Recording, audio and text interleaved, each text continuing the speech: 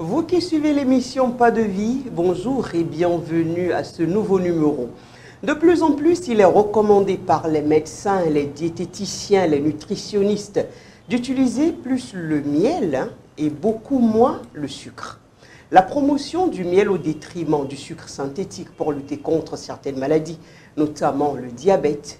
Mais cette lutte, si je peux m'exprimer ainsi, a du plomb dans l'aile, en ce sens que le miel vendu sur le marché béninois n'est plus sûr à 100% quant à sa qualité de production. Comment est produit le miel que nous consommons? Comment reconnaître le bon miel du mauvais? Et quelles en sont ses vertus? Et pour en parler, je reçois sur ce plateau le docteur Arsène Dousso. Bonjour docteur. Bonjour madame la journaliste. Vous êtes membre de OSAM ONG et en même temps vous êtes chargé de la promotion des produits diététiques, dont le miel qui nous a réunis ce matin. Qu'est-ce que le miel? Vous, le spécialiste du miel, si je peux le dire comme ça, c'est quoi le miel? Merci madame la journaliste. D'abord, pour être simple, je dirais que quand on parle de miel, vous avez des abeilles à miel et vous avez des plantes à fleurs. Donc le miel n'est rien d'autre qu'une substance sucrée qui est visqueuse que les abeilles fabriquent à partir de substances sucrées contenues dans les fleurs des plantes qu'ils prélèvent. Et c'est cette transformation-là qui conduit à la production du miel. Donc, pour être simple, le miel n'est rien d'autre que la transformation de substances sucrées contenues dans des fleurs qu'on appelle le nectar par des abeilles. Voilà. En ce que nous consommons, voilà, du miel, tellement sucré, voilà, et tellement doux. Donc, il n'y a pas de miel sans abeilles. D'accord. Et sans fleurs non plus. Et sans fleurs. Voilà. Donc, c'est une corrélation. On ne peut pas s'en séparer. Alors, avant de vous revenir, parce que j'ai plein de questions pour vous, nous avons tendu notre micro aux populations de Cotonou pour qu'elles nous disent si elles ont l'habitude de consommer du miel ou c'est quoi la fréquence de cette consommation, qu'est-ce qu'elles pensent du miel. Nous allons les écouter. J'utilise le miel principalement pour trois choses. Premièrement, c'est un excellent moyen de se réveiller. Déjà, le sucre qu'il contient est excellent pour débuter la journée.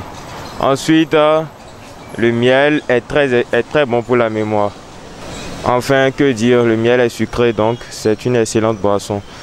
Ça permet d'avoir le tonus nécessaire pour avoir une belle journée.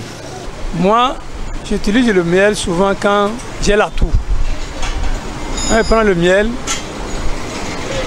soit seul, des fois ça guérit, soit mélangé avec le citron, j'ai la solution.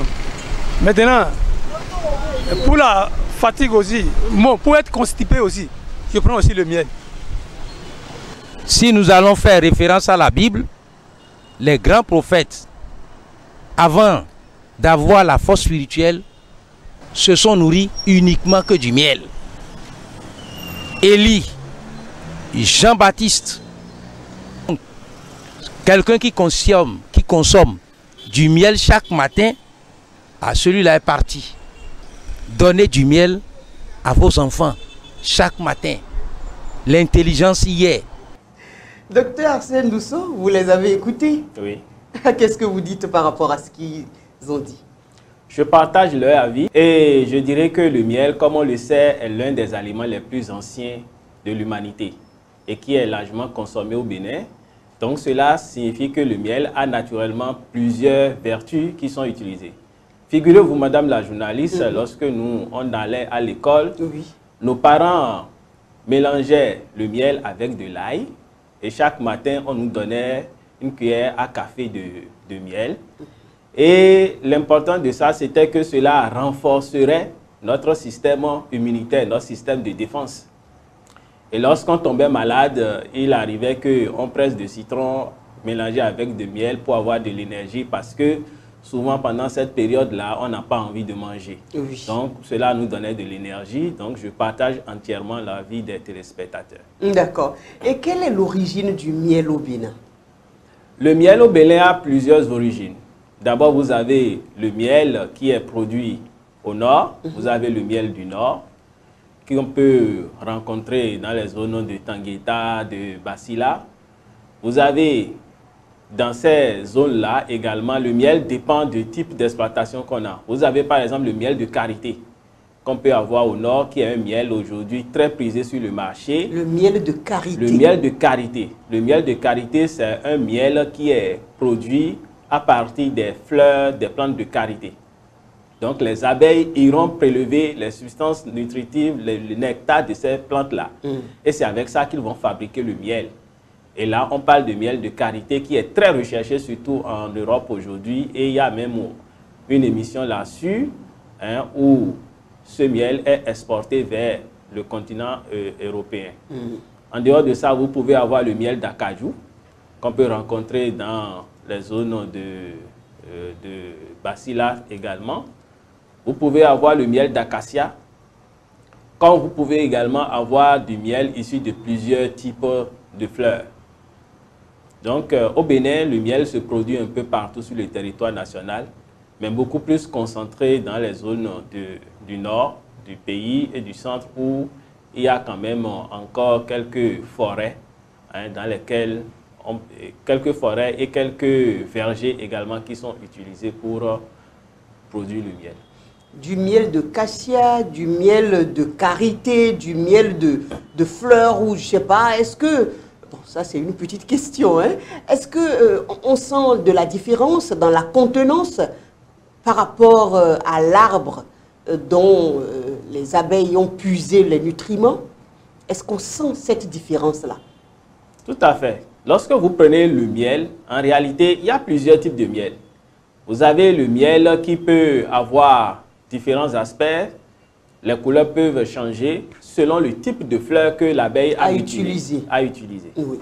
Et également, la composition peut légèrement être différente en fonction du type de fleur, du climat et également des conditions dans lesquelles la production a été réalisée. Donc, il y a cette petite nuance-là qui existe au niveau du miel qu'on rencontre. Et dans tous les cas, quel que soit le type de plante utilisée par l'abeille, le miel est de bonne qualité parce que le processus de formation va faire que l'abeille va contribuer à enrichir ces substances-là en d'autres éléments qui vont faire le miel. Voilà. Et comment est produit concrètement le miel que nous consommons? Parlez-nous des étapes. Alors, pour être simple, lorsque vous prenez les abeilles, une fois qu'ils vont repérer les plantes à fleurs, ils iront butiner sur ces plantes-là pour prélever la substance sucrée contenue dans les fleurs qu'on appelle le nectar. Et déjà, lorsqu'ils prélèvent cette substance avec leur langue ou leur trompe, cela va entrer dans une poche qu'on appelle le jabot et cela se mélange à leur salive. Déjà, ils commencent par avoir un processus de transformation. Et lorsque ces abeilles-là retournent au niveau des ruches, c'est-à-dire leur lieu d'habitation, ils vont, dans un premier temps, transférer ce liquide-là à d'autres abeilles. Donc, il y a un travail à la chaîne qui va commencer par se dérouler où il va transférer ce liquide-là à d'autres abeilles. Et eux également, à chaque fois, ils vont faire transiter ce liquide de leur bouche vers leur jabot à chaque fois. Cela va permettre d'enrichir le miel en d'autres substances. Ça peut être des enzymes qui vont intervenir. Par exemple, vous avez une substance qu'on appelle l'invertase qui va transformer certains sucres en sucres beaucoup plus complexes tels que le fructose, le glucose, qui sont des sucres dont l'organisme a besoin, qui sont beaucoup plus tolérés par notre organisme. D'accord. Donc, au cours de ce processus-là, le liquide va progressivement perdre de l'eau. Et à un moment donné, ils vont stocker, les abeilles vont stocker plutôt ce liquide-là dans des poches qu'on appelle des alvéoles. Oui. Et une fois que ce liquide est stocké, les abeilles vont continuer par ventiler ce liquide-là qui va davantage se déshydrater. Et une fois qu'il ne reste qu'environ 18% d'eau, les abeilles vont fermer les alvéoles avec leur opercule. Ils vont produire une opercule pour fermer les alvéoles pour protéger ce liquide-là contre les champignons, les bactéries. Donc, voilà comment est-ce que le miel est produit. C'est un processus de ouf, on va dire. C'est un long processus, c'est un travail qui implique... D'une longue haleine, d'une longue chaîne. Tout à fait. Donc, c'est ce miel-là qui sera récolté par l'apiculteur et qui va maintenant le débarrasser de tout ce qui est déchets pour pouvoir le mettre dans des pots que nous consommons. Donc, là également, la qualité du miel peut prendre un coup. Et c'est là que la qualité du miel même là peut être dégradée. Je donne un exemple. Lors de la transformation, il peut arriver que l'apiculteur ajoute des substances qu'il ne faut pas ajouter, telles que le sucre, de l'eau. Et là, le miel qui va être obtenu ne sera plus le miel d'origine. Et c'est un peu ça, c'est ce qui explique le fait que par moment, on peut constater qu'il y a du miel de mauvaise qualité qui se retrouve sur le marché. D'accord, et je bondis sur ce dernier aspect. Comment reconnaît-on le miel, le bon miel du mauvais? Le miel de qualité, docteur Arsène Dousso. Parce qu'aujourd'hui, il n'est pas rare d'entendre dire que tel miel n'est plus bon, ça, et puis il y a même des méthodes pour tester, et c'est sûr que vous allez nous donner des astuces. Mais comment on reconnaît le bon miel? Les gens mélangent aujourd'hui du sucre. À ce qui paraît, dans plusieurs zones, il n'y a même plus de zones crédibles aujourd'hui. Il y a quelques années, quand on vous dit le miel, on dit celui qui vient du nord est le meilleur. C'est le meilleur miel, c'est la qualité. Les gens commandaient là-bas parce qu'on pense, docteur Arsène Dousso, que le miel d'ici, c'est un miel un peu modernisé, façon avec des ajouts de substances toxiques et tout ça. Mais aujourd'hui, même dans le nord profond, à ce qu'il paraît, il n'y a plus le miel de qualité, tout est mélangé. On grille du sucre et ça donne une certaine substance noirâtre. En fait, je n'ai pas assisté, mais c'est ce que j'ai entendu dire. Comment on reconnaît? D'abord, je vais vous rassurer qu'au Bénin, nous avons du miel de qualité. D'accord, si vous le dites, on est rassuré. Nous avons du miel de qualité. Vous savez, la qualité du miel dépend de plusieurs facteurs. Souvent, nous regardons la couleur du miel pour penser que, bon, comme c'est noir, c'est peut-être un miel de mauvaise qualité. Ce n'est pas vrai. Comme je l'ai dit tout à l'heure, la couleur du miel dépend du type de fleurs que les abeilles ont utilisé. Je vois. Vous voyez. Par exemple, il peut arriver que dans un environnement, l'abeille butine plusieurs types de plantes, différents types d'espèces de plantes que l'abeille butine. Et en ce moment, la couleur du miel qu'on aura ne sera pas forcément la même chose que si je prends une exploitation d'acacia où les abeilles sont parties uniquement butiner sur les fleurs d'acacia. Là, ce ne sera plus la même chose. La couleur peut changer. La viscosité également, ça peut varier. Le goût, l'odeur également peut changer. Donc, c'est pour vous rassurer que lorsque nous voyons par rapport à la couleur, par rapport à la texture du miel, cela dépend d'abord du type de fleurs sur lesquelles les abeilles ont butiné. Maintenant, le vrai problème se situe au niveau des apiculteurs ou bien de certains apiculteurs. Donc, lors du processus de transformation, pour obtenir le miel en pot, on va récupérer le miel par un processus dont je ne vais pas trop m'éterniser là-dessus. Donc, au cours de ce processus-là, le miel est récupéré, débarrassé des déchets, les pattes d'insectes et autres avec des tamis. Et ça peut se faire de façon artisanale, comme ça peut se faire avec, pour ceux qui ont les moyens, utilisent d'autres moyens pour pouvoir se débarrasser de ça.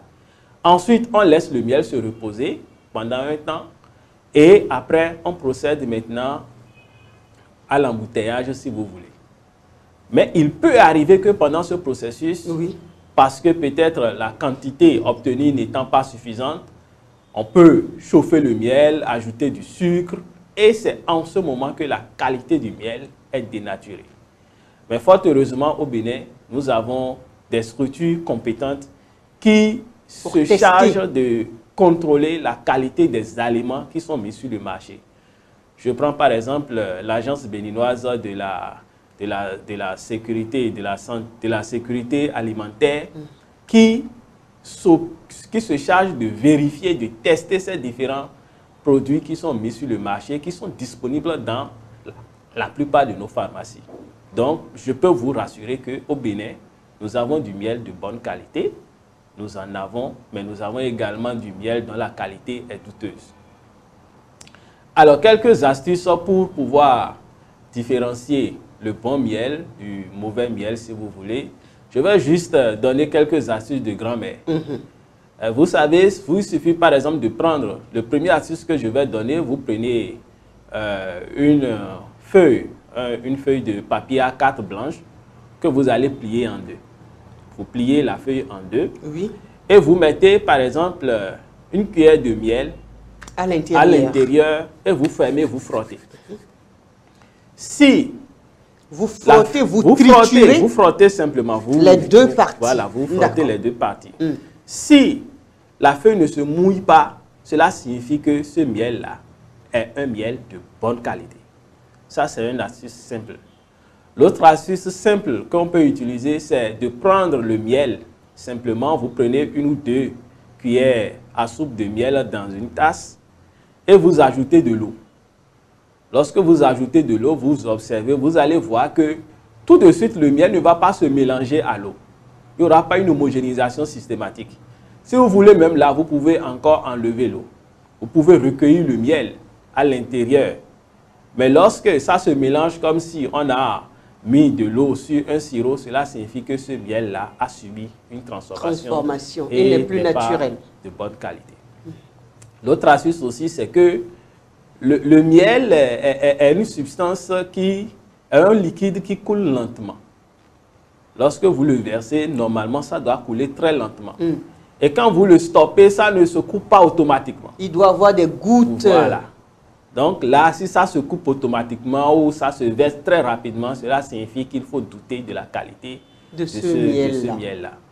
Il y a également d'autres recettes où on dit qu'il faut déposer le miel sur le sable et voir si c'est... Voilà. Ou bien vous trempez dans une bûchette d'allumettes et vous flambez. Si ça flambe, ça veut dire que c'est du bon miel. Mais si ça ne flambe pas, cela signifie qu'en temps, il y a eu ajout d'eau. Donc voilà quelques astuces qui sont utilisées pour différencier le bon miel du mauvais miel. Et on peut être sûr de la qualité du miel dans nos pharmacies, vous en êtes sûr? Puisque vous avez parlé de cette structure-là, qui atteste de ce qui est là. Nous avons des structures compétentes. Oui, ça c'est une certitude. Cela signifie quoi? Cela signifie que le consommateur qui doit aller acheter son miel doit s'assurer également de là où il va acheter le miel. Si c'est dans une pharmacie, je crois que nous pouvons faire confiance à nos officines pour dire que ce miel-là est un miel de qualité. Vous avez également les supermarchés. Et l'autre indicateur, c'est le coût. Lorsque on vous vend un litre de miel à 1000 francs, personne ne fait ça. Même le mauvais miel est vendu au même prix que le bon miel. C'est 3500, voire 4000. Là, finalement, on ne sait. Mais justement, si c'était si facile et que le litre d'un miel est à 1000 francs, aller acheter ce miel-là, ça revient carrément à reconnaître que toi-même, tu es allé vers un miel qui n'est pas de qualité. Mais ceux-là, pour utiliser de la ruse, si je peux m'exprimer ainsi, mettent ça au même prix que le bon miel. C'est 3000, 3500, 4000, au même prix que le prix. Alors, on fait comment dans ce cas? Mais on va se fier à ces astuces que vous venez de nous donner. Voilà. Tout à fait. D'accord. Le miel a-t-il autant de vertus qu'on ne le dit, docteur Arsène Dousson? Si oui, lesquelles? Le miel a assez de vertus. Et ça a été démontré scientifiquement par beaucoup de revues. Vous savez, d'abord, lorsque vous prenez le miel, il faut voir sa composition. Le miel est composé à près de 80% du sucre. Lorsqu'on parle du miel, c'est d'abord du sucre. Le miel, c'est du sucre à près de 80%. Après ça, vous avez environ 18% d'eau, 17 à 18% d'eau qui s'y ajoutent. Et il reste 2 à 3% qui sont constitués par beaucoup d'autres substances telles que les sels minéraux, les vitamines, des enzymes qui vont donner la qualité du miel.